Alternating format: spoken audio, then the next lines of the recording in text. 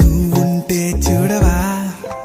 మంచు వాన నన్ను ముంచనంట వాన విల్లు మీద ఇల్లు కట్టినెవ్వరంట ఈ లోకమంతా నిన్ను చూసనంట ఏ దిష్టి నిన్ను తాకకుండా ఇంటిలోన దాచుకుంటా రంగు రంగు